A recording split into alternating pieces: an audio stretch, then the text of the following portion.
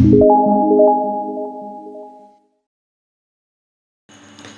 cosmic force is a power that works under the conditions of the ignorance.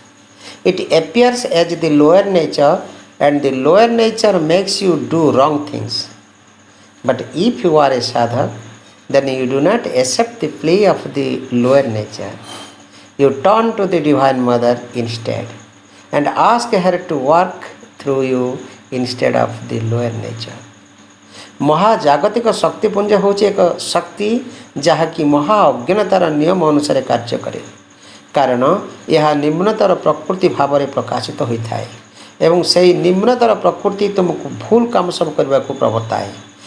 किंतु तुम्हें जदि जड़े साधक होइथिबो तेबे निम्नतर प्रकृतिर खेल को ग्रहण करिवो नाही, ता बदल रे तुम्हें दिव्य जननी अभिमुखी हेब एवं तुम माध्यम रे कार्य करने को निम्नतर प्रकृति बदल रे तुम्हें तांको आवाहन करिवो।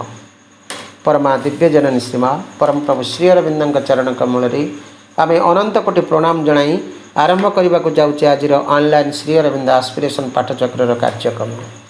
आज ऑनलाइन श्री अरविंद एस्पिरेशन पाठचक्र रे उपस्थित थिबा समस्त भाई बापा मान को वंदे मातरम आउ प्रणाम। कार्यक्रम आरंभ रे चलतु आम नीरव रे ध्यानस्थ हवा मंत्रमयी सावित्री उच्चारण सहित। आज मंत्रमयी सावित्री उच्चारण पृष्ठा संख्या रही 199। आज मंत्रमयी सावित्री को उच्चारण करने आम भुवनेश्वर संचिता आपा को आम अनुरोध करुँ। अपा आपण मंत्रमयी सावित्री उच्चारण करंतु, आम समस्ते नीरव रे प्रभु माँ को ध्यान करूँ। समस्ते silence. Savitri Shri Aurobindo book 2 canto 6 The Kingdoms and Godheads of the Greater Life. In the labyrinth pattern of our thoughts and hopes, in the byways of our intimate desires, in the complex corners crowded with our dreams, and rounds crossed by an intrigue of irrelevant rounds, a wanderer straying amid fugitive sins, he lost its signs and chased each failing guess. Ever he made keywords ignorant of their key, a song that dazzled its own eye of sight, a luminous enigma's brilliant hood, lead the dense purple barrier of thought skies, a dim large trance soared to the night her stars, as if sitting near an open window's gap, he read by lightning flashes on crowding flash chapters of a metaphysical romance of the soul's search for lost reality, and her fictions drawn from spirit's authentic fact, her caprices and conceits and meanings locked, her rash unseizable freaks and mystery runs, the magnificent wrappings of her secrecy that fold her desirable body out of sight, the strange significant forms woven on her robe, her meaningful outlines of the souls of things he saw, her false transparencies of thought hue, her rich brocades with imaged fancies sewn, and mutable masks and broideries of disguise, 1,000 baffling faces of the truth looked at him from her forms with unknown eyes, and wordless mouths unrecognizable spoke from the figures of her masquerade, or beard from the recondite magnificence and subtle splendor of her depresses. धन्यवाद आपा। एतबेले जाए आम मंत्रमयी सावित्री उच्चारण सहित नीरव रे प्रभु माँ को ध्यान करुले। वर्तमान समय है कार्यक्रम गोटे भक्ति नैवेद्य अर्पण करने प्रभु माँ को पदार बिंदरे आज कार्यक्रम प्रभु माँ पदारविंद गोटे भक्ति नैवेद्य अर्पण करने आम भद्रक मानसी अपा को आम अनुरोध करुचु। अपा आपण गोटे भक्ति नैवेद्य प्रभु माँ पदारविंद अर्पण करंतु। मानसी अपा भद्रक।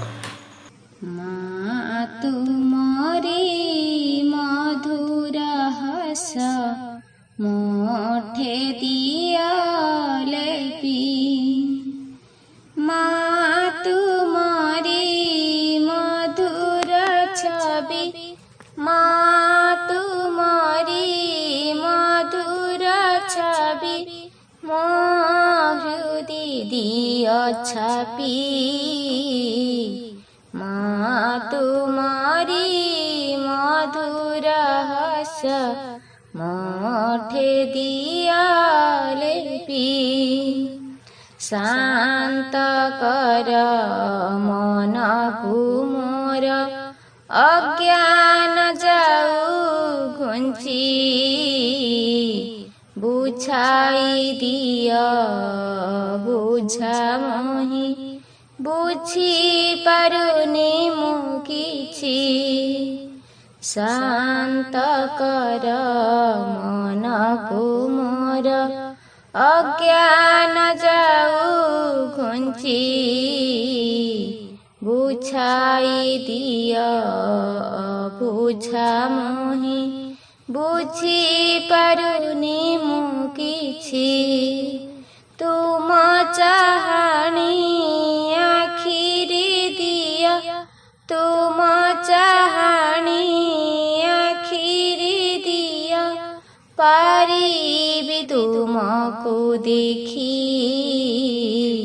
माँ तुम्हारी मधुर हस मोठे दिया लेपी। असीम पथे पाउने बाट निया बाट कढ़ाई, देहरे मोर सकती दिया चली भी तुमारी होई।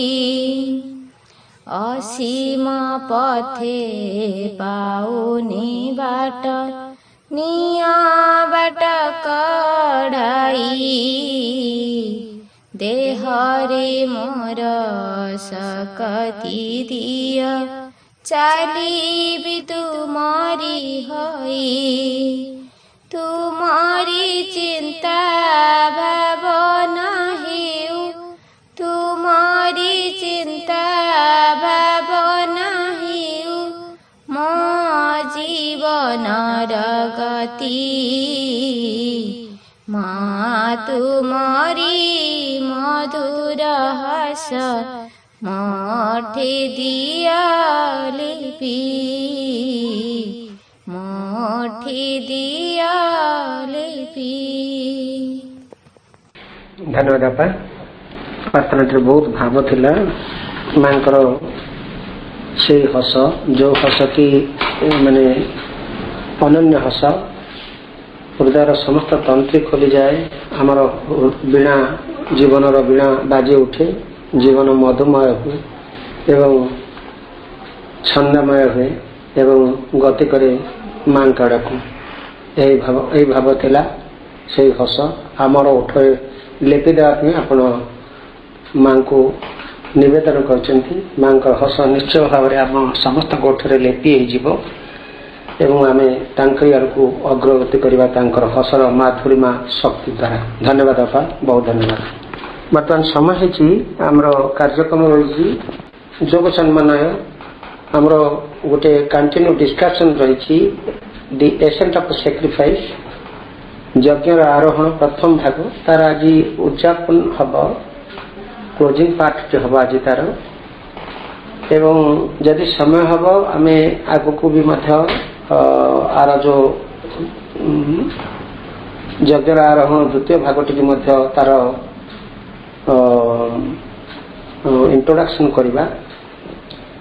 भाई को आम अनुरोध करुचु भाई जी पारे से आगे ने आर किंतु आज क्लोजिंग पार्टी हबार अच्छी एवं समय जदि बढ़े ताहले आम आगू तार जो द्वितीय अध्याय रही षष्ठ अध्याय बर्तमान पंचम अध्याय चली पंचम अध्याय पाखापाखि आम शेष पर्यायर पहुंचुचे एसेंट ऑफ सैक्रिफाइस यज्ञ आरोहण प्रथम भाग आर द्वितीय भाग हूँ यज्ञ आरोहण द्वितीय भाग तार हूँ चैप्टर 6 रही सिंथेसिस जोग सम्मेलन भाई को आम अनुरोध करवा या आम प्रथम क्लोजिंग हम क्लोजिंग हलापर जब समय आसे तार तार इंट्रोडक्शन बा तार जोटा कहते आम प्रारंभिक तार आलोचना करने आम भाई को आम अनुरोध करवा भाई जबकि धारावाहिक भाव में सिंथेसिस जोग का आलोचना कर डॉक्टर चित्तरंजन साहू भाई बरगढ़ भाई को अनुरोध करवा भाई आलोचना जारी रखते। परम करुणामयी दिव्यजननी श्रीमा तथा परम प्रभु श्री अरविंद श्रीपाद पद्मरे अशेष प्रणति ऑनलाइन श्री अरविंद एस्पिरेशन पाठचक्र आज दिव्य संध्यार उपस्थित समस्त मातृप्रेमपा भाई को सादर सप्रेम नमस्कार सहित पुनर्बार स्वागत करुछि तथा अभिनंदन जनाउछि। आमे समस्ते से दुस्साहसिक अभियात्री दुर्जय पथर यात्री एवं चेतनारे महायज्ञ आमे समस्ते जड़े जड़े यज्ञकर्ता बा यजमान एवं आमर समग्र जीवन होची गोटे निरवच्छिन्न यज्ञ प्रक्रिया आमर प्रत्येक कर्म एथिरे गोटे गोटे आहुति एवं जी से आहुति ग्रहण करुचंती यज्ञर भोक्ता सी हेले परमोच्च परमेश्वर आमर चेतनार अधीश्वर। यही चेतनारे आमे प्रभुंकर वाणी को अध्ययन करिबा एवं मां को प्रार्थना करिबा तांको विनम्र कृतज्ञता जणाइबा सहित आमको तांकर सान्निध्यर स्पर्श सबले देउथांतु तांकर आलोकरे आमर चेतना उत्तरोत्तर आलोकित हो मां सर्वदा आमर चेतनार सम्मुख रही आमको परिचालित करंतु। आमे प्रभुंकर जोग समन्वयर पंचम अध्याय तार शेष भाग रे आमे वर्तमान अछंती।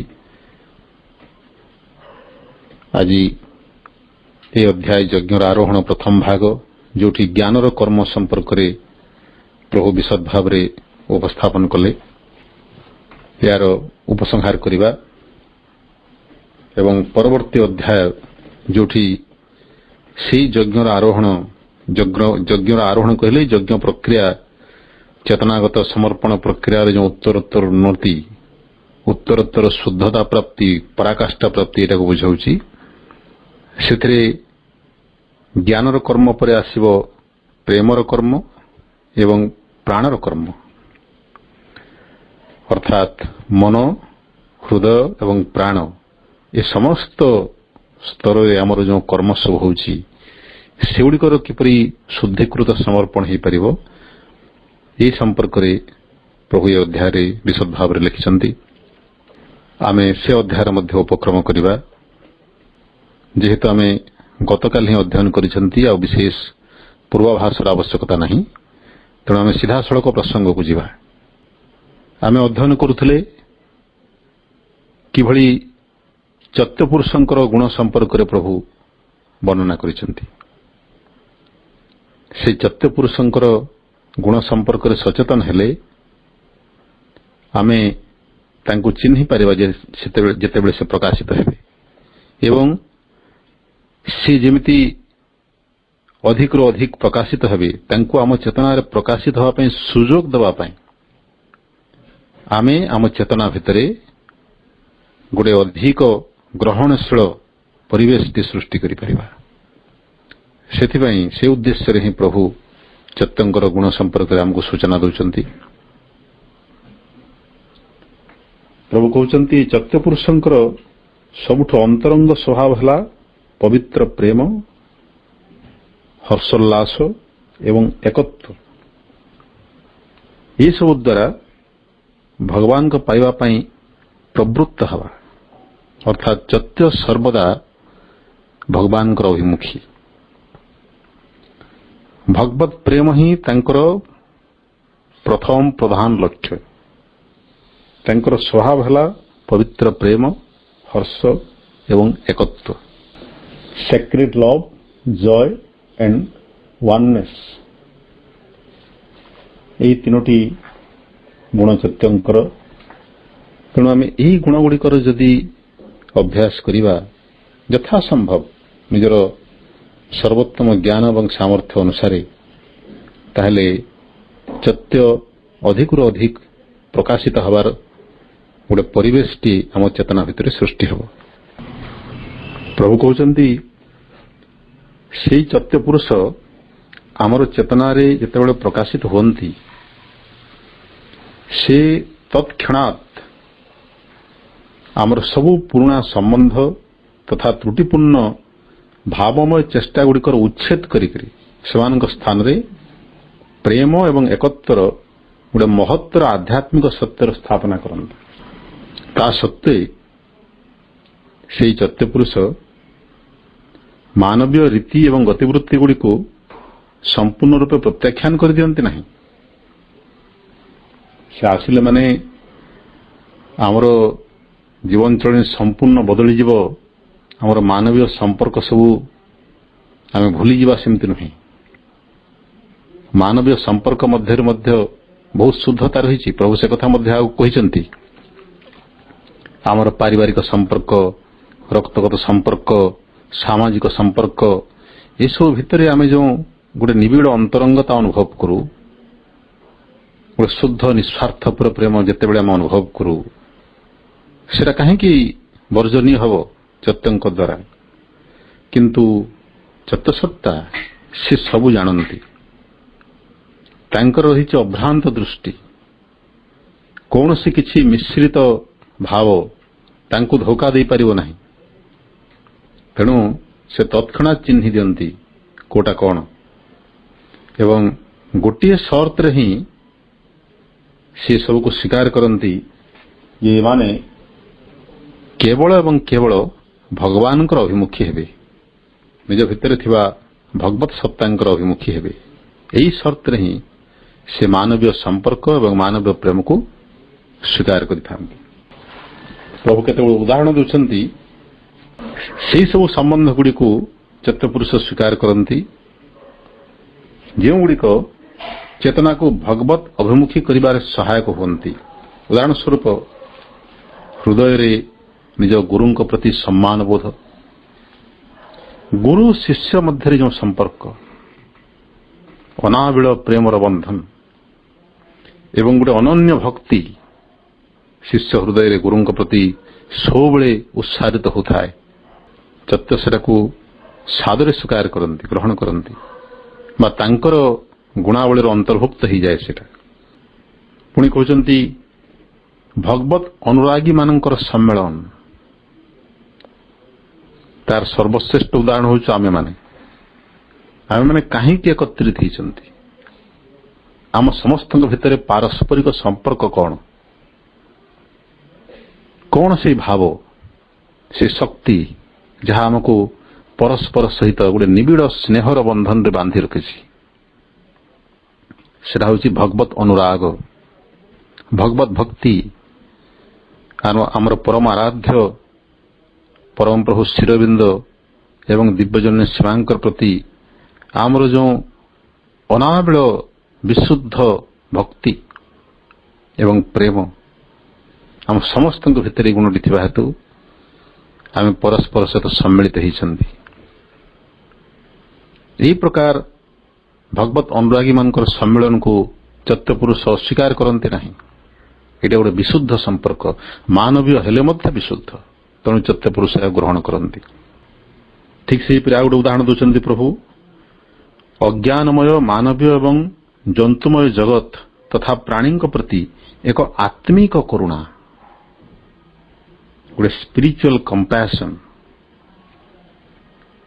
ଏହି ସମଗ୍ର ଜଗତ ଅଜ୍ଞାନମୟ ଜଗତ, ଅପରା ପ୍ରକୃତିର ଅଧୀନରେ ବିରାଜମାନ କରୁଛି। ଏହି ଜନ୍ତୁ ଜଗତ ସମସ୍ତେ ଅଜ୍ଞାନତା ଭିତରେ ବୁଡ଼ିକରି ଅଛନ୍ତି। ତେଣୁ ଏ ବିଚରା ନିରୀହ ପ୍ରାଣୀମାନେ ଭୁଲ ଭ୍ରାନ୍ତି କରିବେ ହିଁ କରିବେ। ତେଣୁ ସମସ୍ତଙ୍କ ପ୍ରତି ଗୋଟେ ଅଫୁରନ୍ତ କରୁଣା ଭାବ, ସେ କରୁଣା କିନ୍ତୁ କୌଣସି ପ୍ରାଣିକ ଭାବଗତ ପ୍ରେରଣାରୁ ଆସିନାହିଁ, ସେଟା ଆସୁଛି ଆତ୍ମା ସ୍ତରରୁ, ଅର୍ଥାତ୍ ସମସ୍ତଙ୍କ ପ୍ରତି ଗୋଟିଏ ବିଶୁଦ୍ଧ ସଦିଚ୍ଛା ଯେ ସମସ୍ତଙ୍କର ଚେତନାର ଉତ୍ତରୋତ୍ତର ପ୍ରଗତି ହେଉ, ଏ ସମସ୍ତେ ମୋର ଅଂଶ, ଏ ସମସ୍ତଙ୍କ ଭିତରେ ମୁଁ ଅଛି, ମୋ ଭିତରେ ସମସ୍ତେ ଅଛନ୍ତି, ତେଣୁ ସମସ୍ତଙ୍କ ତରଫରୁ ଭଗବାନଙ୍କ ପାଇଁ ଯେଉଁ ଆକୁଳ ପ୍ରାର୍ଥନା, ଏଇଟା ସେ କରୁଣା। ଏହାକୁ ମଧ୍ୟ ଚୈତ୍ୟପୁରୁଷ ସ୍ୱୀକାର କରନ୍ତି। ଏବଂ ଚତୁର୍ଥ ଉଦାହରଣ ପ୍ରଭୁ କହୁଛନ୍ତି, ସୌନ୍ଦର୍ଯ୍ୟ ଜନିତ ସେହି ଆନନ୍ଦ, ସୁଖ ଓ ସନ୍ତୋଷ ଯାହା ସର୍ବତ୍ର ଭଗବତ ଦର୍ଶନରୁ ପ୍ରାପ୍ତ ହୋଇଥାଏ। ସୌନ୍ଦର୍ଯ୍ୟ ବୋଧ ମଣିଷ ଚେତନାର ଗୋଟେ ଅପୂର୍ବ ଉପହାର, ମହାଲକ୍ଷ୍ମୀଙ୍କର କୃପା। ଏଇଟା ମହାଲକ୍ଷ୍ମୀଙ୍କର ପରିପ୍ରକାଶ କହିଲେ ଅତ୍ୟୁକ୍ତି ହେବା ନାହିଁ। ଆମ ଭିତରେ ସୌନ୍ଦର୍ଯ୍ୟ ପ୍ରତି ଯେଉଁ ଆକର୍ଷଣ, କିନ୍ତୁ ସେହି ସୌନ୍ଦର୍ଯ୍ୟ କେଉଁ ସୌନ୍ଦର୍ଯ୍ୟ? ସୁନ୍ଦର ଫୁଲଟିଏ ମୁଁ ଦେଖିଲି, ବହୁତ ଖୁସି ଲାଗିଲା ସେ ସୌନ୍ଦର୍ଯ୍ୟ। ସୁନ୍ଦର ମଣିଷଟିଏ ଦେଖିଲି, ସୁନ୍ଦର ପଶୁଟିଏ ଦେଖିଲି, ସୁନ୍ଦର ନଈଟିଏ, ପାହାଡ଼ ଝରଣା, ସେହି ସୌନ୍ଦର୍ଯ୍ୟ ନା, ତାଠୁ ଆହୁରି ବହୁ ଗୁଣରେ ଉଚ୍ଚତର ସର୍ବତ୍ର ଭଗବତ ଦର୍ଶନ ଆନନ୍ଦ, ଅର୍ଥାତ୍ ସେ ଫୁଲର ସୌନ୍ଦର୍ଯ୍ୟ ଭିତରେ ପ୍ରକାଶିତ ହେଉଛି ଭଗବାନଙ୍କର ଶକ୍ତି, ଭଗବାନଙ୍କର ଦିବ୍ୟ ପ୍ରେମ, ତାଙ୍କର ଦିବ୍ୟ ଗୁଣ। ପ୍ରକୃତରେ ପ୍ରତ୍ୟେକଟି ପୁଷ୍ପ ଭିତରେ ଭଗବାନଙ୍କର କୌଣସି ନା କୌଣସି ଗୋଟେ ମହାନ ଗୁଣର ପରିପ୍ରକାଶ ହେଇଥାଏ। ଦିବ୍ୟଜନନୀ ଯେତେବେଳେ ସେ ଫୁଲମାନଙ୍କ ସହିତ ଏକାତ୍ମ ହୁଅନ୍ତି, ତାଙ୍କ ଭିତରେ କେଉଁ ଭଗବତ ଗୁଣଟି ପ୍ରସ୍ଫୁଟିତ ହେଉଛି ଏବଂ ତାର ସୁବାସ ବିକିରଣ କରୁଛି ଚତୁଃପାର୍ଶ୍ୱରେ, ତାକୁ ସେ ଅନୁଭବ କରିପାରନ୍ତି। ତେଣୁ ସେ ସେହି ଫୁଲର ନାଁଟି ସେ ଅନୁସାରେ, ସେ ଗୁଣ ଅନୁସାରେ ଦେଇଥାନ୍ତି। ଠିକ୍ ସେହିପରି ସର୍ବତ୍ର ପାହାଡ଼, ପର୍ବତ, ନଦୀ, ଝରଣା, କୀଟ, ପତଙ୍ଗ, ତରୁ, ଲତା, ନର, ନାରୀ, ପଶୁ, ପକ୍ଷୀ, ସମସ୍ତଙ୍କ ଭିତରେ ଭଗବାନ ଅଛନ୍ତି। ଭଗବାନଙ୍କର ଏ ସମସ୍ତେ ଗୋଟିଏ ଗୋଟିଏ ଅପୂର୍ଣ୍ଣ ପ୍ରକାଶ, କିନ୍ତୁ ଯାହା ହେଲେ ଭଗବାନଙ୍କର ପ୍ରକାଶ ନା। ସମଗ୍ର ଜଗତ ଭଗବତମୟ, ଏଇଟା ଦେଖିକିରି ହୃଦୟ ଯେଉଁ ଆନନ୍ଦରେ ଗଦଗଦ ହେଇଯାଏ, ଏଇଟା ସେ ସୌନ୍ଦର୍ଯ୍ୟ ବୋଧ, ସୌନ୍ଦର୍ଯ୍ୟ ଜନିତ ଆନନ୍ଦ। ଏହାକୁ ଚୈତ୍ୟପୁରୁଷ ସ୍ୱୀକାର କରନ୍ତି। ତେଣୁ ମୋଟାମୋଟି ଭାବରେ ପ୍ରଭୁ କହିଲେ ଯେ ଆମର ଯେଉଁ ଚତୁଃସତ୍ତା, ଯିଏକି ହୃଦୟ ଗୁହାର କେନ୍ଦ୍ରରେ ଅବସ୍ଥିତ, ସେ ସର୍ବଦା ଭଗବାନଙ୍କ ସହିତ ମାନବୀୟ ପ୍ରକୃତିର ମିଳନ ଘଟାଇବା ନିମନ୍ତେ ତାକୁ ବା ମଣିଷ ପ୍ରକୃତିକୁ ଚେତନାର ଅଭ୍ୟନ୍ତରରେ ନିମଜ୍ଜିତ କରନ୍ତି, ଅର୍ଥାତ୍ ତାକୁ ଆମର ଚେତନା ଭିତରେ ବୁଡ଼େଇ ଦିଅନ୍ତି। ଇଟ୍ ଟର୍ନସ୍ ଦ କନସିୟସନେସ୍ ଇନୱାର୍ଡ। ତେଣୁ ଆମେ କ'ଣ ବୁଝିବା ଏଠୁ? ଯୋଗର ପ୍ରଥମ ଲକ୍ଷଣ ହେଲା ଇନୱାର୍ଡ ଟର୍ଣ୍ଣିଂ। ଯେତେବେଳେ ଆମର ଚେତନା ଅଧିକରୁ ଅଧିକ ହୃଦୟ କେନ୍ଦ୍ରିକ ହେଉଛି, ହୃଦ କେନ୍ଦ୍ରରେ ଏକାଗ୍ର ହେଉଛି, ଅଧିକରୁ ଅଧିକ ଭିତରେ ବୁଡ଼ି ଯାଉଛି, ବାହାରେ କୋଳାହଳ ହେଉଥିଲେ ମଧ୍ୟ ମୋତେ ଆଉ ଶୁଣାଯାଉ ନାହିଁ, ମୋତେ କିଏ ଗାଳି କଲେ ମଧ୍ୟ ମୋ ଭିତରେ କୌଣସି ପ୍ରତିକ୍ରିୟା ହେଉନାହିଁ, ମୋତେ କିଏ ପ୍ରଶଂସା କଲେ ମୁଁ ଉଛୁଳି ପଡ଼ୁନାହିଁ, କାରଣ ଭଗବତ ପ୍ରେମ ମୋତେ ବିଭୋର କରିଛି। ମୋର ଚେତନା ଆହୁରି ଗଭୀରକୁ ଯାତ୍ରା କରୁଛି। এইটা হচ্ছে ସାଧକର ଲକ୍ଷଣ, ଯେ ତାର ଚେତନା ତାର ଅନ୍ତଃପୁରୁଷଙ୍କ ଚୈତ୍ୟପୁରୁଷଙ୍କ ସହିତ ମିଳିତ ହେବା ପାଇଁ ବ୍ୟାକୁଳ। ଏବଂ ପ୍ରଭୁ କହୁଛନ୍ତି, ଯେ ପର୍ଯ୍ୟନ୍ତ ମାନବ ପ୍ରକୃତିରେ ସେହି ଡାକ ବା ଆତ୍ମାର ଆହ୍ୱାନଟା ବିଦ୍ୟମାନ ଥିବ, ସେ ପର୍ଯ୍ୟନ୍ତ ଅହଙ୍କାରର କୌଣସି ଭର୍ତ୍ସନା କିମ୍ବା ପରୋପକାରିତାର ତୁଚ୍ଛ ବାହ୍ୟ ଡାକରା, କର୍ତ୍ତବ୍ୟବୋଧ ବା ମାନବ ହିତ ଏବଂ ମାନବ ସେବାଭାବର ଆହ୍ୱାନ ତାକୁ ଧୋକା ଦେଇପାରିବେ ନାହିଁ। ଏହିସବୁ ବାହ୍ୟ ଆକର୍ଷଣ ଗୁଡ଼ିକ ପ୍ରକୃତରେ କ'ଣ କରନ୍ତି? ଆମର ଚେତନାକୁ ଭିତରକୁ ଯିବାକୁ ଦିଅନ୍ତି ନାହିଁ। ତେଣୁ ସାଧୁ ସାବଧାନ। ଯିଏ ଥରେ ସେ ଆତ୍ମାର ଡାକ ଶୁଣିପାରିଛି ତାକୁ ଅଧିକରୁ ଅଧିକ ଶୁଣିବା ପାଇଁ, ସେଥିରେ ଏକାଗ୍ର ହେବା ପାଇଁ ଚେଷ୍ଟିତ ହେବା ଦରକାର। ଏବଂ ଯଦି ସେ ଏକାଗ୍ରତାରେ ଜଣେ ରହିଛି, ତାର ଲକ୍ଷଣ ଏଠି ସବୁ ପ୍ରଭୁ କହିଲେ। ଅହଙ୍କାର କୌଣସି ଭର୍ସନା, ତାର ନିଜର ଅହଂ, ବାହାରେ ଅନ୍ୟମାନେ କ'ଣ କହୁଛନ୍ତି ସେଟା ତ ଅତି ଗୌଣ ତୁଚ୍ଛ। ତା ନିଜ ଅହଙ୍କାର ତାକୁ ଭର୍ସନା କରିବ, ଆରେ ଏସବୁ କ'ଣ କରୁଛୁ? ତୁ କ'ଣ ପାଗଳ ହେଇଗଲୁ? ତୁ କ'ଣ ସମ୍ମାନ ବୋଧ ହରେଇଦେଲୁ? ତୋର ଇଜ୍ଜତ ବୋଲି କିଛି ନାହିଁ। ଯାବତୀୟ ଭାଷାରେ ତାର ଅହଂଟି ତାକୁ ଭର୍ସନା କରିବ। କ'ଣ ତୁ କରୁଛୁ? ତୁ କ'ଣ କାଠ ନା ପାଷାଣ? ଏଭଳି କୌଣସି ଭର୍ସନା ତାକୁ ତାର ଆନ୍ତରିକ ଚେତନାରୁ ବା ଚେତନାର ଅଭ୍ୟନ୍ତରକୁ ତାର ଯେଉଁ ଯାତ୍ରା, ସେଥିରୁ ଉପରକୁ ଉଠେଇ ପାରିବ ନାହିଁ, ତାକୁ ବାହାର କରିପାରିବ ନାହିଁ ସେଥିରୁ। ବେଳେବେଳେ ପରୋପକାରିତାର ଆହ୍ୱାନ, ମୁଁ ଲୋକଙ୍କର ସେବା କରିବି, ଏତେ ଲୋକଙ୍କର ସେବା କରିବି, ମୁଁ ପ୍ରଥମେ ଏଇଟା ଦେଖିବା ଦରକାର, ପରେ ଭଗବତ ଚିନ୍ତା। ଏଭଳି ଭାବିକରି ମଣିଷ ତାର ଚେତନାର ପ୍ରଗତିକୁ ବ୍ୟାହତ କରେ। ସେ ଜାଣେ ନା ଯେ ଯେତେବେଳେ ନିଜର ଅନ୍ତରାତ୍ମାଙ୍କର ପରିଚୟ ସେ ପାଇବ, ଯେତେବେଳେ ଅନ୍ତରାତ୍ମା ସମ୍ମୁଖକୁ ଆସିବେ, ସେ କେତେ ଗୁଣ ପରୋପକାର କରିବେ ବା ଯଥାର୍ଥ ଭାବରେ ସମଗ୍ର ମାନବତାର କଲ୍ୟାଣ କରିବେ, ସାଧାରଣ ମଣିଷ ପକ୍ଷରେ ସେଟା କଳ୍ପନାତୀତ। ତେଣୁ କୋଉଟା ଶ୍ରେୟସ୍କର? ପ୍ରଭୁ ଏଠି ଆମକୁ ଅପସନ୍ ଦଉଛନ୍ତି। ମୋ ଭିତରେ ଅହଙ୍ଗତ ପରୋପକାରିତାର ଯେଉଁ ଡାକ, ମୁଁ ସେଟା ଶୁଣିବି ନା ମୋର ଅନ୍ତସ୍ଥ ପ୍ରଭୁଙ୍କର ଆହ୍ୱାନକୁ ସ୍ୱୀକାର କରିବି? କିନ୍ତୁ ଯିଏ ପ୍ରକୃତରେ ଥରେ ତାଙ୍କର ଡାକ ଶୁଣିଛି, ତାକୁ ଏଇ ବାହ୍ୟ ଆହ୍ୱାନ, ବାହ୍ୟ ପ୍ରଲୋଭନ ଗୁଡାକ, ସେଟା ଯେତେ ଉଚ୍ଚ ସ୍ତର ହେଇଥାଉ, ପରୋପକାର, ସେବା, ମାନବ ପ୍ରେମ, ଏଇଟା ବହୁତ ମହାନ ଗୁଣ ଗୁଡିକ। ପ୍ରଭୁ ତ ଅନେକ ଜାଗାରେ କହିଛନ୍ତି, ମା ମଧ୍ୟ କଥା କହିଛନ୍ତି ଯେ ମଣିଷ ପାଇଁ ତାର ନିମ୍ନ ପ୍ରାଣ ଯେତିକି ବାଧା ସୃଷ୍ଟି କରେ ନାହିଁ, ବେଶୀ ବାଧା ସୃଷ୍ଟି କରେ ତାର ସାତ୍ବିକ ଅହଂ। ଅର୍ଥାତ୍ ମୁଁ ଜଣେ ଭଲ ଲୋକ, ମୁଁ ଜଣେ ପରୋପକାରୀ, ମୁଁ ଜଣେ ଜନସେବୀ, ମୁଁ ଜଣେ ମାନବ ପ୍ରେମୀ। ଏହି ଅହଙ୍କାର ତାକୁ ବାହ୍ୟ ଚେତନା ସହିତ ବାନ୍ଧି ରଖେ। କିନ୍ତୁ ଥରେ ସେ ଅନ୍ତସ୍ଥ ପ୍ରଭୁଙ୍କର ଆହ୍ୱାନ ଶୁଣିଲେ, ସେ ଆଉ ବାହ୍ୟ ପ୍ରଲୋଭନରେ, ବାହ୍ୟ ଆକର୍ଷଣରେ ପ୍ରଲୁବ୍ଧ ହୁଏ ନାହିଁ। ପ୍ରଭୁ କହୁଛନ୍ତି ଯେ ଏଇ ଚେତନା ତାର ବ୍ୟକ୍ତିସତ୍ତାକୁ ପରାତ୍ପର ଦିବ୍ୟ ଉଲ୍ଲାସ ଆଡ଼କୁ ଉଠାଇ ନିଏ। It lifts the being towards a transcendent ecstasy and is ready to shed all the downward pull of the world from its wings and is uprising to reach the one highest. সেই ସର୍ବୋଚ୍ଚ ଏକମେବ ସର୍ବୋଚ୍ଚ ଦେବଙ୍କର ପାଖରେ ପହଞ୍ଚିବାରେ ତାର ଯେଉଁ ଚେତନାର ଊର୍ଦ୍ଧ୍ୱଗତି, সেই ଊର୍ଦ୍ଧ୍ୱଗତିରେ ସେ ସଂସାରର ସମସ୍ତ ଅଧୋମୁଖୀ ଆକର୍ଷଣକୁ ନିଜ ଡେଣା ଉପରୁ ଝାଡ଼ି ଫିଙ୍ଗି ଦିଏ। ଅର୍ଥାତ୍ ସହଜରେ ଜଣେ ସେ ପାର୍ଥିବ ଆକର୍ଷଣରୁ ମୁକ୍ତ ହେଇଯାଏ, ସେଗୁଡ଼ିକୁ ସଙ୍ଗେ ସଙ୍ଗେ ପ୍ରତ୍ୟାଖ୍ୟାନ କରିଦିଏ, ଡେଣାରୁ ଧୂଳି ଝାଡ଼ିଲା ଭଳି, ଯେତେବେଳେ ସେ ଆତ୍ମାର ଡାକକୁ ଶୁଣିପାରିଥାଏ।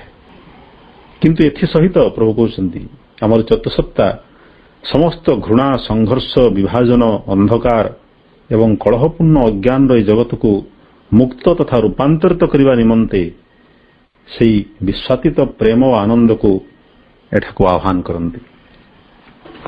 ଏକ ସାର୍ବଭୌମ ଭାଗବତ ପ୍ରେମ, ବ୍ୟାପକ କରୁଣା ତଥା ତୀବ୍ର ଏବଂ ଅତି ବିରାଟ ସଂକଳ୍ପ ପ୍ରତି ଏହା ଉନ୍ମିଳିତ ହୁଏ। ଆମର ଚେତନା ଉନ୍ମିଳିତ ହୁଅନ୍ତି ଗୋଟେ ବିରାଟ ସାର୍ବଭୌମ ବିଶ୍ୱଗତ ଭାଗବତ ପ୍ରେମ ପ୍ରତି, ବ୍ୟାପକ କରୁଣା ଏବଂ ତୀବ୍ର ସଂକଳ୍ପ ସମସ୍ତଙ୍କର ମଙ୍ଗଳ ପାଇଁ ଏବଂ ସେହି ଜଗନ୍ମାତାଙ୍କର ଆଲିଙ୍ଗନ ପାଇଁ, ଯିଏକି ନିଜର ସନ୍ତାନମାନଙ୍କୁ ସବୁ ଦିଗରୁ ଆଚ୍ଛାଦିତ ବା ସୁରକ୍ଷିତ କରି ରଖିଛନ୍ତି ବା ନିଜ ଚାରିପଟେ ସମସ୍ତଙ୍କୁ ସେ ଏକତ୍ରିତ କରିଛନ୍ତି। ସେହି ଦିବ୍ୟ ଅନୁରାଗ ବା ଦିବ୍ୟ ଭାବାବେଗ ଡିଭାଇନ୍ ପ୍ୟାସନ୍ ର ସ୍ପର୍ଶ ଲାଭ କରିବା ପାଇଁ, ଯାହାକି ସଂସାରକୁ ବିଶ୍ୱଗତ ଅନ୍ଧକାରରୁ ଉଦ୍ଧାର କରିବା ନିମନ୍ତେ ରାତ୍ରିର ଗଭୀର ଅନ୍ଧକାର ମଧ୍ୟରେ ନିମଜ୍ଜିତ ହୋଇଛି। ସେହି ଦିବ୍ୟ ଭାବାବେଗ, ଦିବ୍ୟ ପ୍ରେମ ସେ ମାନବ ଜାତିକୁ ଅଜ୍ଞାନର ଅନ୍ଧକାରରୁ ଉପରକୁ ଉଠାଇ ନେବା ପାଇଁ, ଆଲୋକୋନ୍ମୁଖୀ କରିବା ପାଇଁ ସେ ନିଜେ ଅନ୍ଧକାର ଭିତରେ ନିମଜ୍ଜିତ ହୋଇଛି ବୋଲି ପ୍ରଭୁ କହିଛନ୍ତି। ଅର୍ଥାତ୍ ମାନବ ଭିତରେ ଯେଉଁ ପାରସ୍ପରିକ ପ୍ରେମ, ଅଜ୍ଞାନତା ପ୍ରସ୍ତୁତ, ସେଥିରେ ଆବେଳତା ରହିଛି ନିଶ୍ଚୟ, କିନ୍ତୁ ତା ସତ୍ତ୍ୱେ ବି ସେଟା ଦିବ୍ୟ ପ୍ରେମର ଗୋଟେ ସ୍ଫୁଲିଙ୍ଗ, ଗୋଟେ ଅଂଶ ବିଶେଷ। ଏବଂ ଏହାପରେ କହୁଛନ୍ତି ଆମର ଯେଉଁ ଚତୁଃସତ୍ତା ତାଙ୍କର ରହିଛି ସର୍ବଜ୍ଞାନ, ତେଣୁ ସେ କୌଣସି ଦ୍ୱାରା ବିଭ୍ରାନ୍ତ ହୁଅନ୍ତି ନାହିଁ, କୌଣସି ଛଦ୍ମବେଶ ଦ୍ୱାରା ଆମର ଚେତନାର ଯେଉଁ ଛଦ୍ମ ରୂପ ଗୁଡ଼ିକ, it is not attracted or misled by the mental imitation or any vital misuse of these great deep-seated truths of existence। ଆମର ଚତୁଃସତ୍ତା ଆମର ଅସ୍ତିତ୍ୱର ମହାନ ସୁପ୍ରତିଷ୍ଠିତ ସତ୍ତା, ସେ ଏହି ସତ୍ୟ ସମୂହର ଗୋଟେ ମାନସିକ ଅନୁକରଣ ବା କୌଣସି ପ୍ରାଣିକ ଦୁରୁପଯୋଗ ଦ୍ୱାରା କଦାପି ଆକୃଷ୍ଟ ବା ବିଭ୍ରାନ୍ତ ହୁଅନ୍ତି ନାହିଁ। ବରଂ ସେ ନିଜର ଅନ୍ୱେଷକ ବିଶୁଦ୍ଧ ଦୃଷ୍ଟିରେ ସେଗୁଡ଼ିକୁ ଆଲୋକର ସମ୍ମୁଖକୁ ଆଣନ୍ତି। ପ୍ରଭୁ କହୁଛନ୍ତି ଆମ ଭିତରେ ଯେଉଁ କାମନା ବାସନା ଯେ କି ଭଗବାନଙ୍କର ନାମର ଅନ୍ତରାଳରେ ନିଜକୁ ଲୁଚେଇ ରଖିଥାଏ ଏବଂ ନିଜର ଦାବି ସବୁ ପୂରଣ କରିବାରେ ବ୍ୟାପୃତ ଥାଏ, ଲିପ୍ତ ଥାଏ। ଉଦାହରଣ ସ୍ୱରୂପ ଆମେ ଅନେକ ସମୟରେ କହୁ ଯେ ମୋ ଭିତରେ ଅମୁକ ଜିନିଷଟି ଖାଇବାକୁ ଇଚ୍ଛା ହେଉଛି ବା ଅମୁକ ଜିନିଷ ଦେଖିବାକୁ ଇଚ୍ଛା ହେଉଛି, ଏଇଟା ମୋ ଭିତର ଅନ୍ତରତମ ପ୍ରେରଣା, ମୋର ଆତ୍ମାର ଡାକ, ଏଇଟା ସେ ଭଗବାନଙ୍କର ଡାକ, ଏମିତି କହୁ। କିନ୍ତୁ ଚତୁଃପୁରୁଷ ସେଥିରେ ବିଭ୍ରାନ୍ତ ହୁଏ, ସେ ଚିହ୍ନି ପାରନ୍ତି କୋଉ ପ୍ରେରଣା କେଉଁ ସ୍ତରରୁ ଆସୁଛି। ତେଣୁ ସେ କ'ଣ କରନ୍ତି, ସେହି ସବୁ ମିଥ୍ୟାଚାରୀ ମାନଙ୍କୁ, ଆମର ଚେତନା ଭିତରେ ଯେଉଁ ମିଥ୍ୟାଚାରୀ ଛଦ୍ମବେଶୀ ଗୁଡ଼ାକ ରହିଛନ୍ତି, ସେମାନଙ୍କୁ ସେ ଚଟାପଟ ଧରି ପକେଇକରି ଆଲୋକର ସାମ୍ନାକୁ ଆଣନ୍ତି। ଚତୁର ଆଲୋକର ସାମ୍ନାରେ ସେମାନଙ୍କୁ ଛିଡ଼ା କରିଦିଅନ୍ତି। ଚତୁର ଆଲୋକ ସାମ୍ନାକୁ ଆସିବା ମାତ୍ରେ ସେମାନେ ସବୁ ଭସ୍ମୀଭୂତ ହେଇଯାଆନ୍ତି। ପ୍ରଭୁ କହୁଛନ୍ତି ଇଟ୍ ଏକ୍ସପୋଜେସ୍ them with it's detecting search ରେ। এই ସାର୍ଚ ଲାଇଟ୍ କଥାଟି ପ୍ରଭୁ ଅନେକ ଜାଗାରେ କହିଛନ୍ତି, ଏହି ଶବ୍ଦ ପ୍ରୟୋଗ କରିଛନ୍ତି। ସତ୍ୟଙ୍କର ଏହି ଗୁଣ, ସେ ଗୋଟେ ସାର୍ଚ ଲାଇଟ୍ରେ ଆମେ କ'ଣ କରୁ, ଗୋଟେ ପାର୍ଟିକୁଲାର ଜାଗା, ସେଠି ଲାଇଟ୍କୁ ଫୋକସ୍ କରିବା ମାତ୍ରେ ତାର ଟିକିନିଖି ଆମ ଆଗରେ ସଫା ହେଇଯାଏ, ସ୍ପଷ୍ଟ ଭାବରେ ଦେଖିପାରୁ କୋଉଠି କ'ଣ ଅଛି। ଠିକ୍ ସେମିତି ଆମର ଚେତନାର ଅଭ୍ୟନ୍ତରକୁ ଦୃଷ୍ଟିପାତ କରିବା ପାଇଁ ଆମର ଯାହା ଆବଶ୍ୟକ ସେଟା ହେଉଛି ସତ୍ୟଙ୍କର ଆଲୋକ। ସେ ଆଲୋକରେ ସେ ସବୁକୁ ସମସ୍ତଙ୍କୁ ଛାଣି ଦିଅନ୍ତି, ସମସ୍ତଙ୍କୁ ଆଲୋକୋନ୍ମୁଖୀ କରି and calls down the entire truth of divine love to heal these malformations। ଦେଖନ୍ତୁ କେତେ ଉଦାର, କେତେ କ୍ଷମାଶୀଳ ସେ ପରମ ପ୍ରଭୁ ଏବଂ ତାଙ୍କର ଦିବ୍ୟ ପ୍ରତିଭୁ ଆମ ଚେତନାରେ ଯିଏ ରହିଛନ୍ତି, ଆମର ଚତୁଃସତ୍ତା କେତେ ଉଦାର ସିଏ। ସେ ଆମର ସେ ଦୁର୍ଗୁଣ ଗୁଡ଼ିକ, ଚେତନାର ବିକୃତି ଗୁଡ଼ିକୁ ଆଲୋକୋନ୍ମୁଖୀ ଆଣି କରି ସେମାନଙ୍କୁ ବିତାଡ଼ିତ କରନ୍ତି ନାହିଁ। ସେ ହେଉଛନ୍ତି କରୁଣାର ଭଣ୍ଡାର। ସେ ଦିବ୍ୟ ପ୍ରେମ ଏବଂ କରୁଣାକୁ ଉତାରି ଆଣନ୍ତି ଏହି ଅଜ୍ଞାନମୟ ଚେତନା ଭିତରକୁ ଏବଂ ସେମାନଙ୍କୁ ତାଙ୍କର ଅଜ୍ଞାନତା ଏବଂ ବିକୃତିରୁ ସବୁଦିନ ପାଇଁ ମୁକ୍ତ କରିଦିଅନ୍ତି, ଅର୍ଥାତ୍ ତାଙ୍କୁ ରୂପାନ୍ତରିତ କରିଦିଅନ୍ତି। To deliver mental, vital, physical love from their insufficiencies or their perversions and reveal to them their abounding share of intimacy and the oneness and the ascending ecstasy and the descending rapture। ଅର୍ଥାତ୍ ନିଜର ବିଶୁଦ୍ଧ ଅନ୍ୱେଷକ ବିଶୁଦ୍ଧ ଦୃଷ୍ଟିରେ ସେଗୁଡ଼ିକୁ ସେ ଆଲୋକ ସମ୍ମୁଖକୁ ଆଣନ୍ତି ଏବଂ ଏହିସବୁ ବିକୃତିକୁ ସୁଧାରିବା ପାଇଁ ଦିବ୍ୟ ପ୍ରେମ ସର୍ବାଙ୍ଗୀନ ସତ୍ୟକୁ ନିମ୍ନକୁ ଆବାହନ କରନ୍ତି ମାନସିକ ପ୍ରାଣିକ ଓ ଦୈହିକ ପ୍ରେମକୁ ସେଗୁଡ଼ିକର ଅପୂର୍ଣ୍ଣତା ଓ ବିକୃତିରୁ ମୁକ୍ତ କରିବା ପାଇଁ ଏବଂ ଭଗବତ ଘନିଷ୍ଠତା ଏକତ୍ୱ ଏବଂ ଊର୍ଦ୍ଧ୍ୱାରୋହୀ ହର୍ଷୋଲ୍ଲାସ ଏବଂ ଅବରୋହୀ ପରମୋଲ୍ଲାସର ବିରାଟ ଭାଗ ବା ଅଂଶ ଯାହା ସେମାନଙ୍କର ପ୍ରାପ୍ୟ ତାହା ସେମାନଙ୍କ ସମ୍ମୁଖରେ ଉନ୍ମୋଚିତ କରିଦିଅନ୍ତି। ଅର୍ଥାତ୍ ଆମର ଯେଉଁ ଅପୂର୍ଣ୍ଣ ଚେତନା, ବିକୃତ ମଳିନ ପ୍ରେମ, ଭାବାବେଗ ସବୁ ଚତୁଃପୁରୁଷ ସେମାନଙ୍କୁ ଦେଖାଇ ଦିଅନ୍ତି, ଆରେ ଦେଖ ତମେ ଯେଉଁ ଛୋଟ ଛୋଟ ସନ୍ତୁଷ୍ଟିରେ ବାନ୍ଧି ହେଇକି ରହିଛ, ପ୍ରକୃତରେ କେତେ ବିରାଟ ପରମ ଆନନ୍ଦ ପରମ ଉଲ୍ଲାସ ତୁମ ପାଇଁ ଅପେକ୍ଷା କରି ରହିଛି, ତାର ଝଲକ ଟିକେ ସେ ସମସ୍ତଙ୍କୁ ଦେଇ ଦିଅନ୍ତି। ଏବଂ ଶେଷରେ ଏ ଅଧ୍ୟାୟର ଉପସଂହାରରେ ପ୍ରଭୁ କହୁଛନ୍ତି,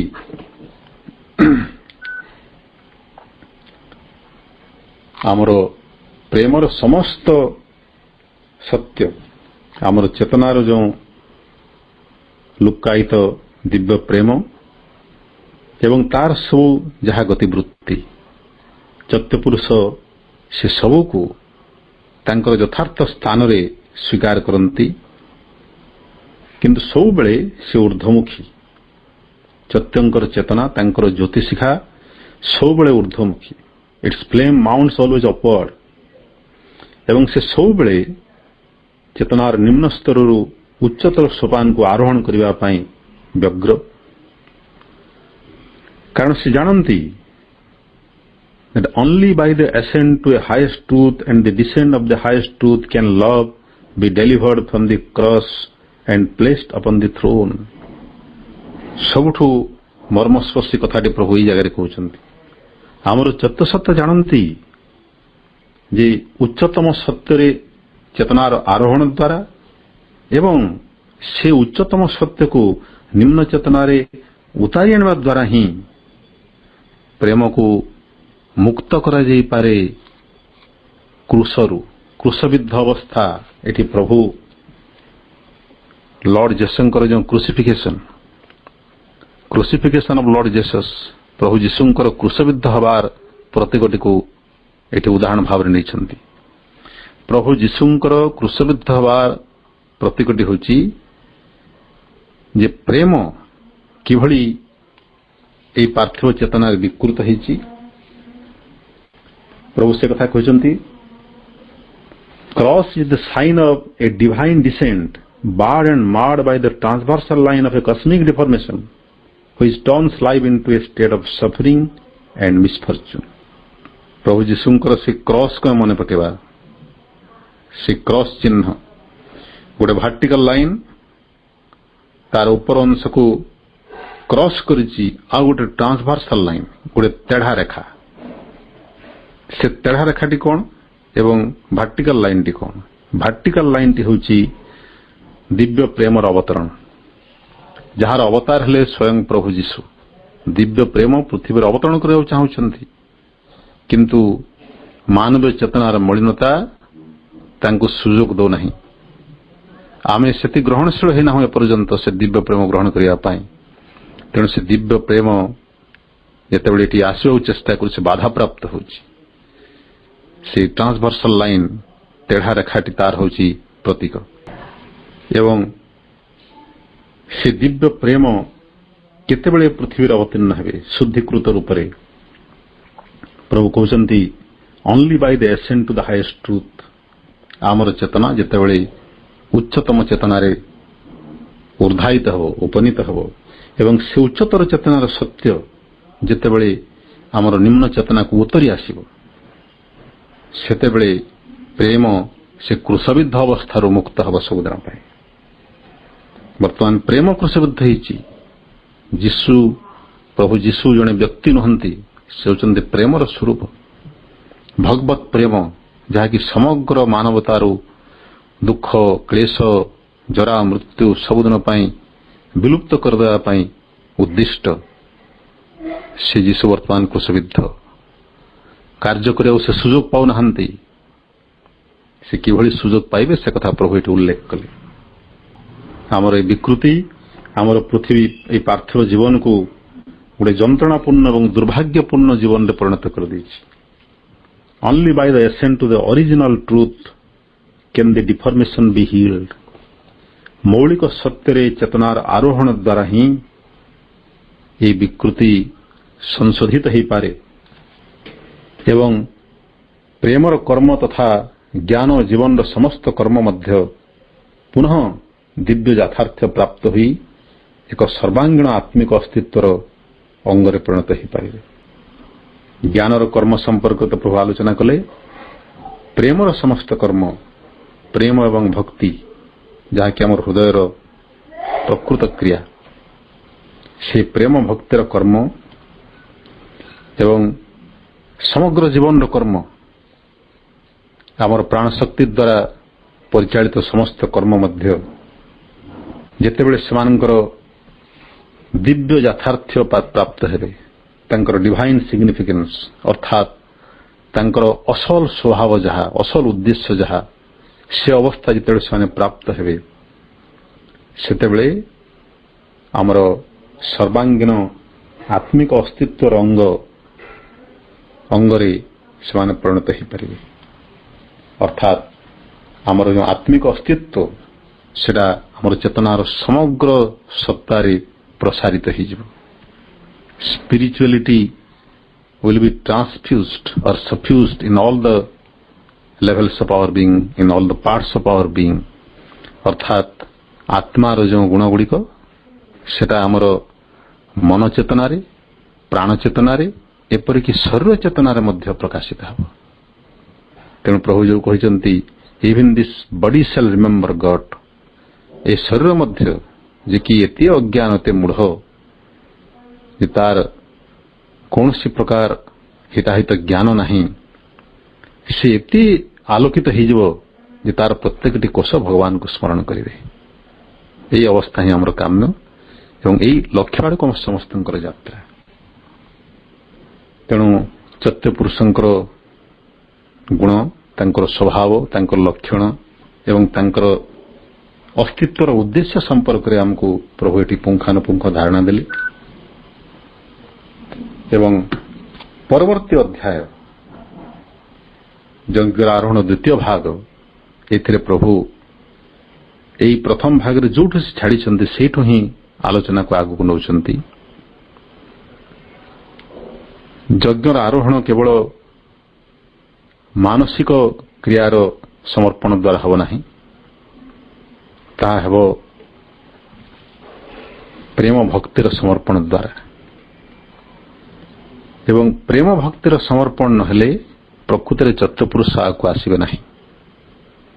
ଚୈତ୍ୟପୁରୁଷଙ୍କୁ ତାଙ୍କ ଲକ୍ଷଣ ସମ୍ପର୍କ ତମେ ଜାଣିଲେ ତାଙ୍କର ସ୍ପର୍ଶ କିପରି ପାଇବା ଏବଂ ତାଙ୍କର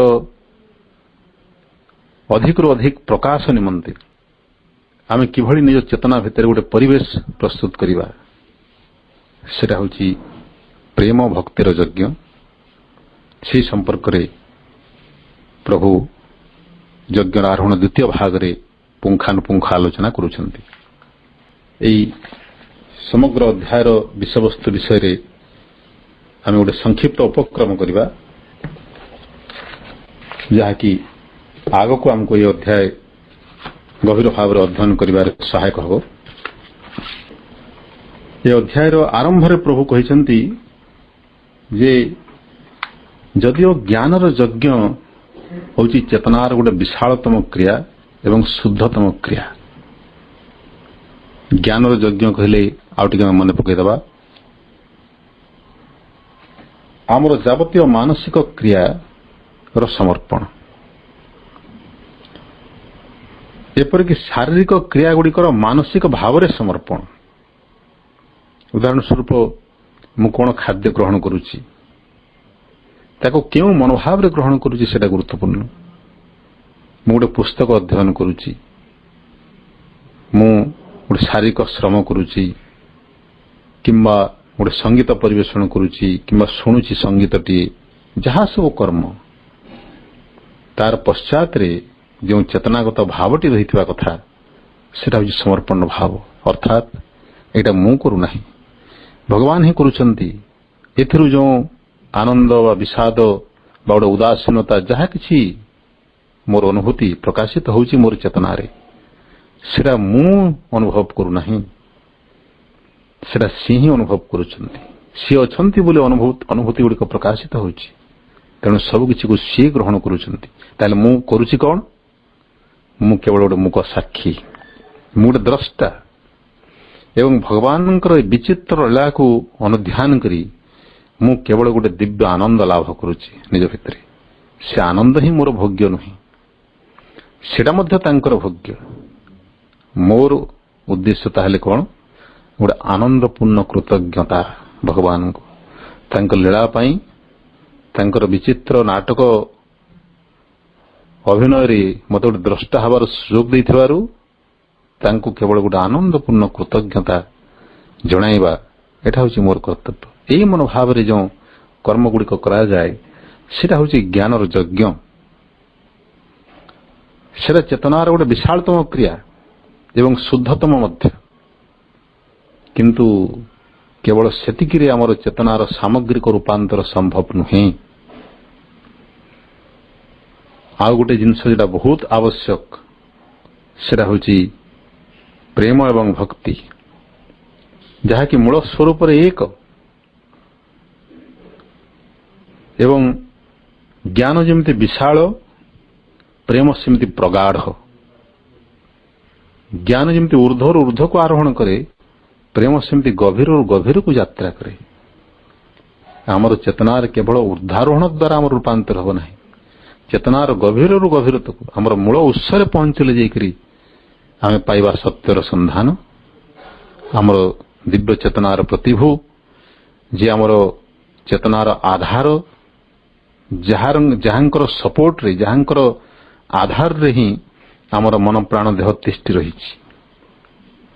जो बेस बा जो फाउंडेशन जो आधारशिला जो भित्ति जहाँ उपरे आमर मन प्राण देहटी गोटे खोल भाव ठिया होइछि से होचंती आमर आत्मा अंतरात्मा बा चतुसत्ता तांकर दर्शन पाइबा पाई आमको चेतनार गभीर गभीरतर स्तर को यात्रा करिया पड़िबो एवं सेति पय आवश्यक हला प्रेमर साधना प्रेमर यज्ञ प्रभु कहउचंती एटा मोर इंटेंस एंड रीच अर्थात ज्ञान तुलना रे अधिक प्रगाढ़ एवं समृद्ध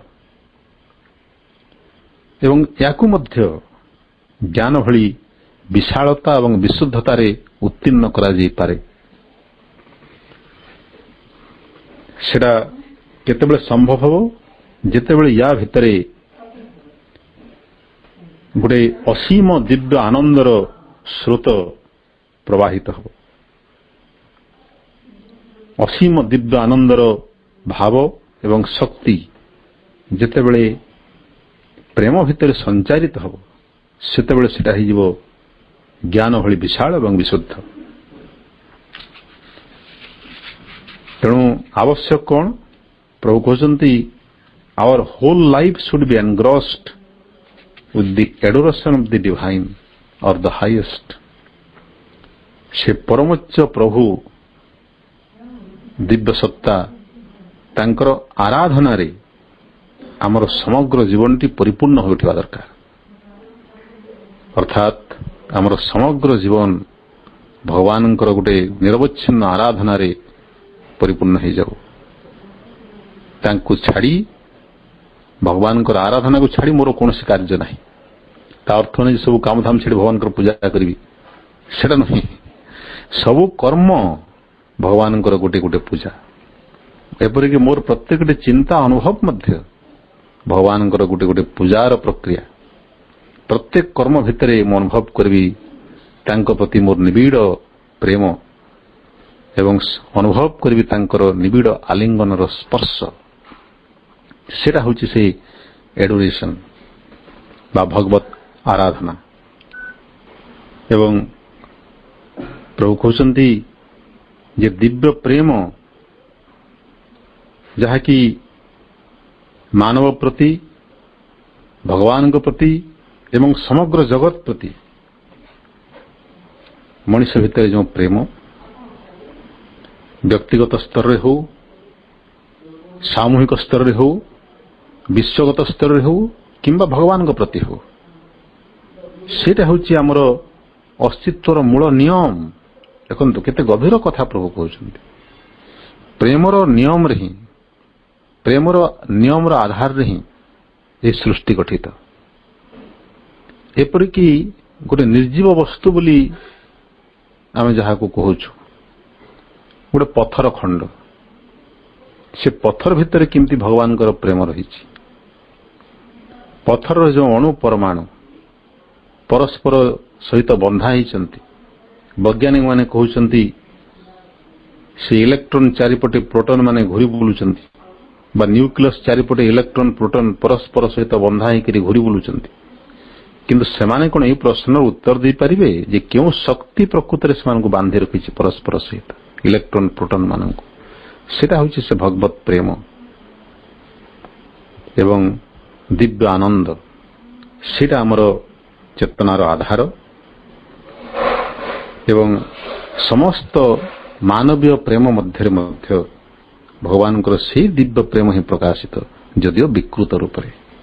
तेणु आमर चतुसत्ता ए मानवीय प्रेम को मध्य अस्वीकार करते नहीं।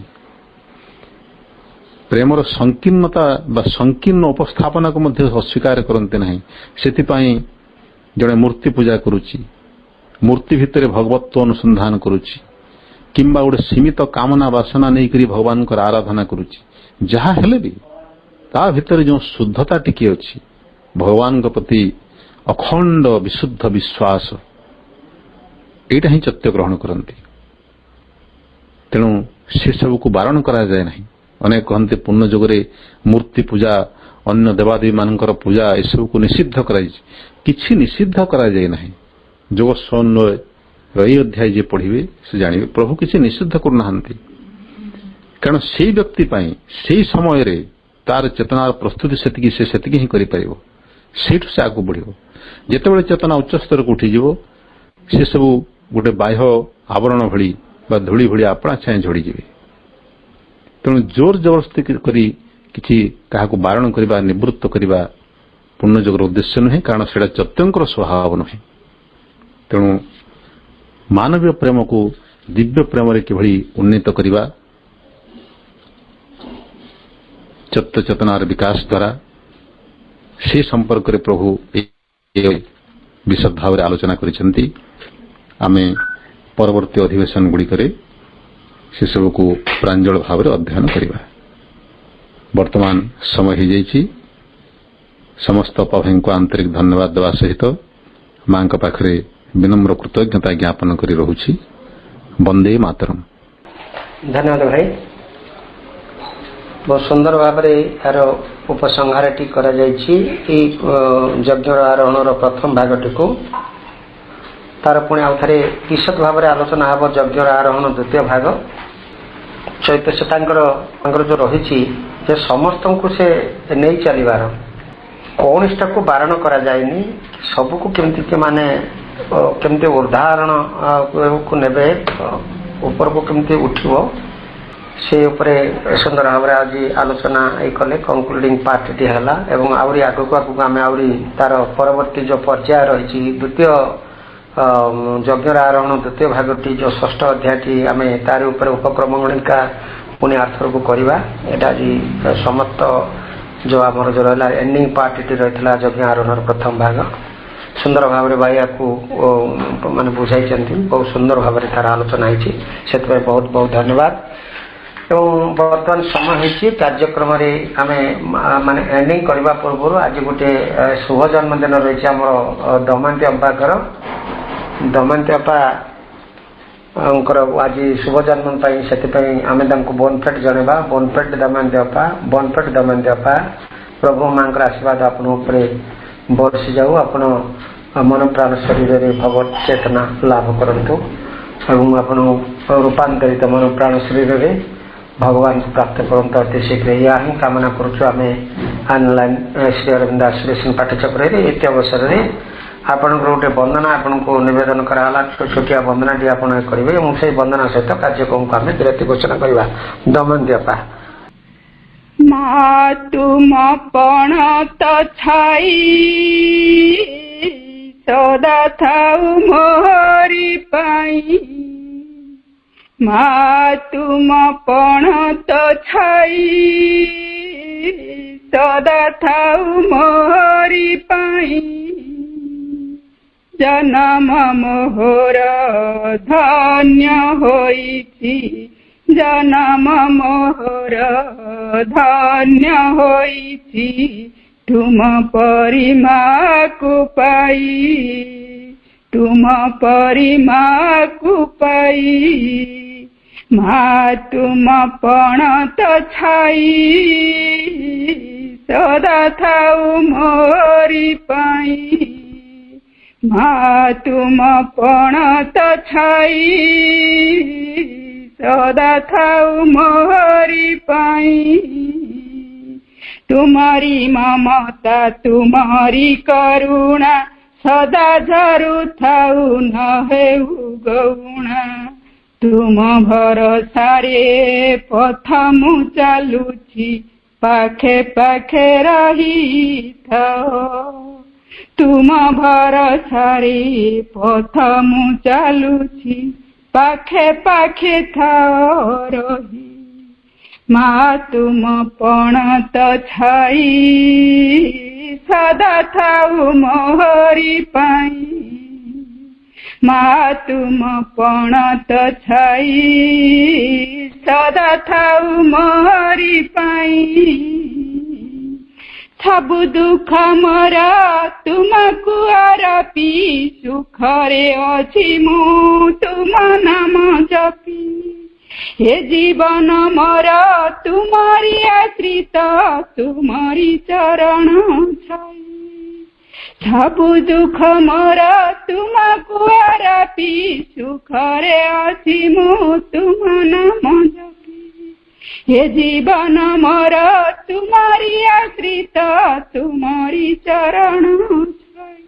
ମା ତୁମ ପଣତ ଛାଇ ସଦା ଥାଉ ମୋରି ପାଇଁ। ମା ତୁମ ପଣତ ଛାଇ ସଦା ଥାଉ ମୋରି ପାଇଁ। ଜନମ ମୋହର ସାର୍ଥକ ହୋଇଛି, ଜନମ ମୋହର ଧନ୍ୟ ହୋଇଛି, ଜନମ ମୋହର ସାର୍ଥକ ହୋଇଛି, ଜନମ ମୋହର ଧନ୍ୟ ହୋଇଛି। ତୁମ ପରି ମାକୁ ପାଇ, ତୁମ ପରି ମାକୁ ପାଇ। ମା ତୁମ ପଣତ ଛାଇ ସଦା ଥାଉ ମୋରି ପାଇଁ। ମା ତୁମ ପଣତ ଛାଇ ସଦା ଥାଉ ମୋରି ପାଇଁ।